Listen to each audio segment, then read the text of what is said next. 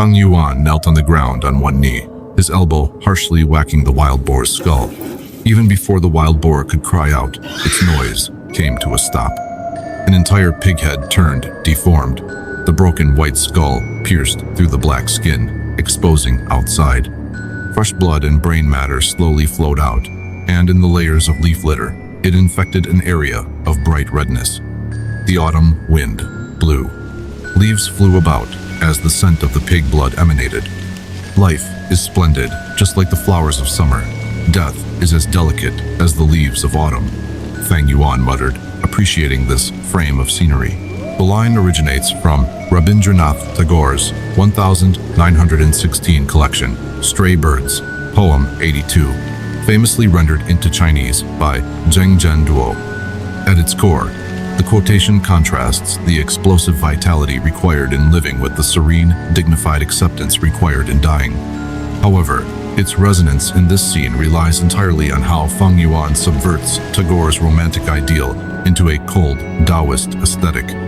1. The original classical ideal. Life as summer flowers. Existence ought to be lived with absolute intensity, passion, and brilliance, blooming fully without reservation during one's fleeting season. Death as autumn leaves.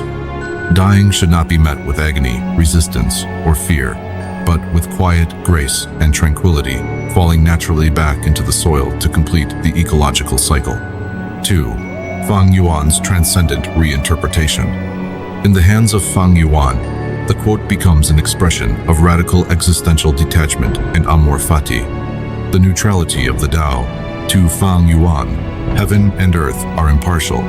The brutal violence, a crushed skull, spilt brain matter, and blood soaking into leaf litter, is stripped of moral abhorrence and viewed purely as a natural transformation. The boar's sudden demise is simply an autumn leaf falling to the forest floor. Symmetry of passion and indifference. Fang Yuan pursues his ambition with the burning zeal of a summer flower, sparing no effort to grasp power and eternal life. Yet, he holds an equal, quiet indifference toward death, whether it is the death of a beast, an enemy, or his own eventual demise. Morality subverted into art. By describing a gory execution as a frame of scenery, Fang Yuan elevates murder from a base, survivalist action into a poetic, aesthetic necessity of the world. Life blooms in struggle.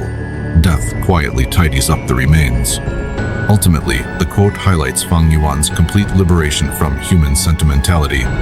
He appreciates the boar's death not out of cruelty, but because he perceives the ruthless, magnificent harmony of a world where all living beings bloom fiercely and perish silently.